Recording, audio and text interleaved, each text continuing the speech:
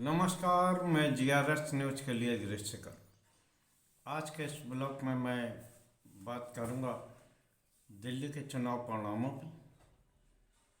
प्रधानमंत्री की महाकुंभ में डुबकी और उसका लाइव प्रसारण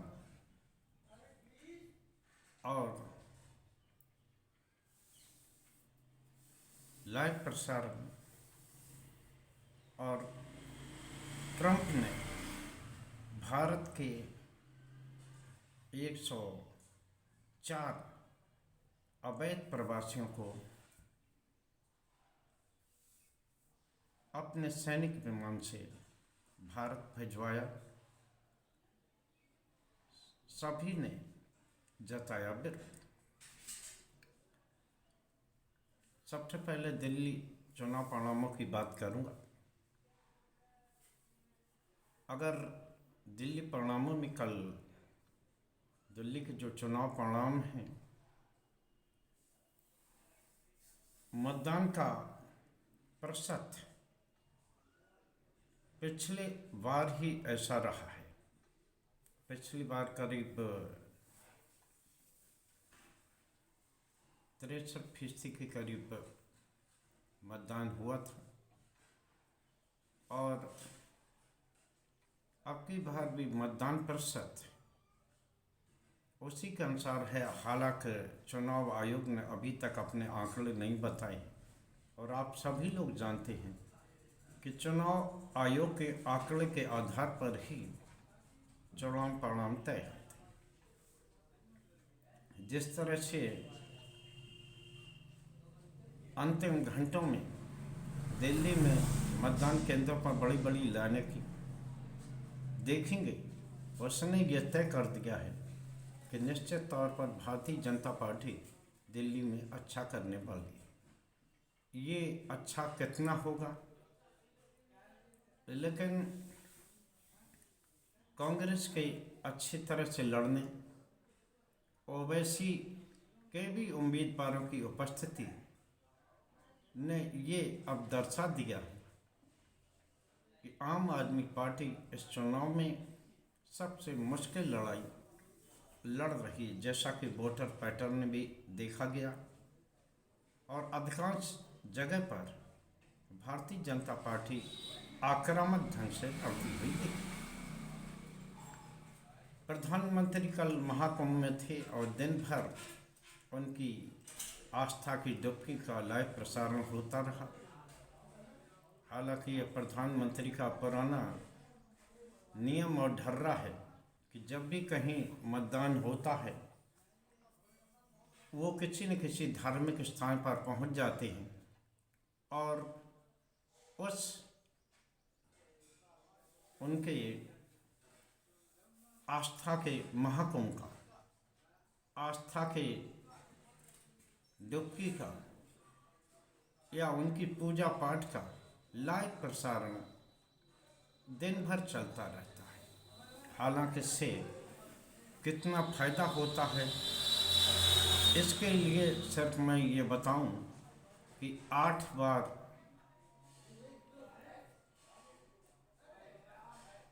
में 6 बार प्रधानमंत्री के इस तरह के प्रसारण से भारतीय जनता पार्टी को जीत मिली है। चाहे वो हरियाणा हो, महाराष्ट्र हो, लोकसभा के चुनाव रहे हों, 2019 की मैं बात कर रहा हूँ, बंगाल का चुनाव हो, हालांकि चुनाव परिणाम उनके उसमें नहीं गया, गुजरात आज के में, तो अधिकांश चुनाव कहीं न कहीं जहाँ पर मतदान होना होता है, प्रधानमंत्री वहाँ पर किसी न किसी धार्मिक स्थल पर जरूर चले जाते। दिल्ली के चुनाव ने परिणाम हालांकि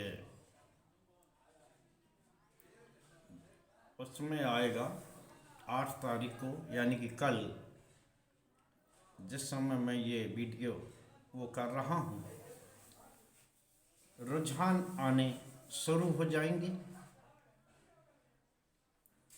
और उस रुझान से ही ये तय हो जाएगा कि आखिर दिल्ली में क्या होने जा रहा।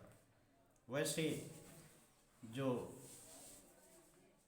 सर्वे आए हैं जिन्हें एग्जिट पोल कहा जाता है, उसका कोई मतलब हरियाणा और महाराष्ट्र के चुनाव के बाद नहीं रहा। अच्छे अच्छे साइकोलॉजिस्ट जो कि हरियाणा और महाराष्ट्र में भारतीय जनता पार्टी की विदाई की बात करते थे, भारतीय जनता पार्टी को जब बहुमत मिला तो अब उन लोगों ने या तो अपने काम से दूरी बना ली है या वो अब सीटों की जानकारी नहीं देते, केवल प्रतिशत और तमाम प्रश्नों के आधार पर ही वो अपने आंकड़े रखते हैं। और कल जो एग्जिट पोल जो कंपनियों ने किए हैं उसमें से भारतीय जनता पार्टी को बढ़त दिखाई दे रही है और कुछ सर्वे में आम आदमी पार्टी को सरकार बनती दिख रही है। कई ऐसे भी सर्वे हैं जिन्होंने भारतीय जनता पार्टी को 60 सीटें तक दी हैं। कांग्रेस को सभी जितने भी सर्वे कंपनी हैं सबने ये तो बताया है कि उनका मत प्रतिशत बढ़ेगा, लेकिन सीटें 1 से 3 तक ही दिखाई दे रही, यानी कि कांग्रेस ने और भारतीय जनता पार्टी ने आम आदमी पार्टी के मतों में व्यापक तौर पर सेंधमारी की है।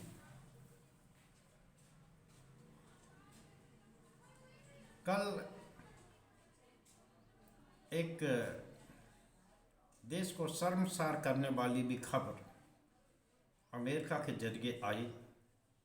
अमेरिका अपने यहाँ अवैध प्रवासियों को निकाल रहा है। हालांकि अवैध ढंग से गए हुए प्रवासियों को लेकर मेरे मन में जरा भी संवेदना या पक्षपात नहीं है। आखिर वो गलत तरीके से गए हैं। किसी भी देश को ये पूरा अधिकार है कि वो अपने यहाँ के अवैध प्रवासियों को निकाले और उस देश को वापस करे, लेकिन जिस ढंग से अमेरिका के सैनिक विमान से यहाँ के 104 भारतीयों को जिस दशा में भेजा गया, उनके साथ अपराधियों जैसा बर्ताव किया गया, उनके हाथ हथकड़ियों से बंधे देखे गए, निश्चित तौर पर उसके न देश की प्रतिष्ठा को धक्का लगा है, बस बल्कि प्रधानमंत्री के उस दावे की भी हवा निकल गई है जो वो अपने ट्रंप को, जो वहाँ के राष्ट्रपति बने हैं, उन्हें अपना मित्र बताते थे। आखिर ये कैसी मित्रता है। कोलंबिया के भी अवैध प्रवासी वहाँ थे, लेकिन वहाँ के सत्ताधीशों ने अमेरिका के सैनिक विमान को अपने देश में उतरने नहीं दिया गया। बाद में कोलंबिया ने अपने नागरिकों को लाने के लिए नागरिक विमान चला। अगर अमेरिका चाहता तो अपने विमानों से, नागरिक विमानों से या डेली रूटीन की जो वो आती हैं उनसे भी यहाँ भेजा जा सकता था, लेकिन देश को अपमानित करने के लिए जिस प्रकार से भारतीयों को सजा याफ्ता लोगों की तरह यहाँ भिजवाया गया, उसकी न सिर्फ आलोचना की जानी चाहिए, बल्कि पूरे देश को जो शर्मसार करने की बात ही है। तो निश्चित तौर पर अमेरिका के साथ संबंध रहें या चलें, इसको लेकर भी कुछ न कुछ वो निकलना चाहिए। अच्छा रहे कि सरकार न सिर्फ महाकुंभ में मारे गए लोगों, महाकुंभ की भगदड़ व अमेरिका से इस तरह से आए हुए जो हमारे भारतीय, जिन्हें अपमानित करने का प्रयास अमेरिका ने किया है, तो निश्चित तौर पर प्रधानमंत्री न सिर्फ इसका जवाब दें, बल्कि वो पूरे विपक्ष को, सभी दल अमेरिका के इस कदम का विरोध करें और इस संबंध में निर्णय लें कि इस अमेरिका की दादागिरी को कब तक सहन किया जाए। जिस तरह से धमकी की भाषा ट्रंप लगातार बोल रहे हैं, उस तरह की धमकी की भाषा और बाद में अपने सैनिक विमान से हमारे देश के ही लोगों को अपमानित करने का प्रयास, इसको लेकर प्रधानमंत्री कुछ न कुछ निर्णय जरूर लें, क्योंकि आज राज्यसभा में बजट में प्रधानमंत्री को जवाब देना है और आज ही महाकुंभ को लेकर विपक्ष हंगामा करेगा, यह बात भी तय है। इससे पहले हम चाहते हैं कि अगर सत्ताधारी दल की ओर से अमेरिका के लिए कुछ यहाँ से साझा संदेश जाए और सत्ता दल इसमें पहल करे, तो वो देश की प्रतिष्ठा के लिए काफ़ी कुछ अच्छा होगा। और भविष्य में, क्योंकि ये अभी पहली खेप आई है और प्रधानमंत्री को भी एक सप्ताह के बाद अमेरिका में जाना है, ऐसी अपुष्ट खबरें मिल रही हैं, क्योंकि ये अमेरिका में इस तरह की खबरें चलाई जा रही, वहाँ के मीडिया से यहाँ खूब आलेख छप रहे हैं। लेकिन जिस तरह से भारतीयों को अपमानित करके अमेरिका ने यहाँ भेजा है, तो प्रधानमंत्री को भी अमेरिका का अपना संभावित दौरा कैंसिल करना चाहिए, क्योंकि अभी कोई ऐसी बात नहीं है कि जो देश की प्रतिष्ठा के साथ खिलवाड़ करने वाले देश के साथ बना कर रखा जाए। हालांकि कोई अवैध प्रवासी थे, लेकिन ये सत्ताधारी दल को ये तय करना है, सरकार को ये तय करना है कि आखिर हमारे देश के नागरिक ऐसे देशों में गलत तरीके से क्यों जा रहे हैं। क्या उनको इस देश में अपना भविष्य नहीं दिखाई देता। हालांकि मेरा ब्लॉग लंबा हो रहा है और मैं ये चाहता हूँ इस संबंध में फिर कभी आपके लिए ब्लॉग बनाऊंगा और ये बताऊंगा कि किस तरह से हमारे देश के न सिर्फ वे लोग जो किसी व्यवसाय के चक्कर में हैं या उद्योगपति तक, जो यहाँ के जो रईस है, वो भी धीरे धीरे करके अपने देश की नागरिकता आखिर क्यों छोड़कर विदेश जा रहे।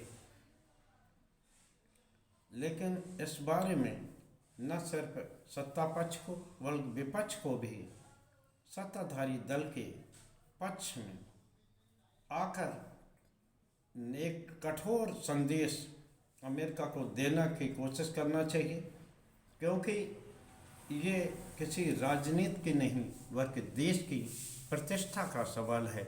आज के ब्लॉग में बस इतना ही। जय हिंद, जय भारत।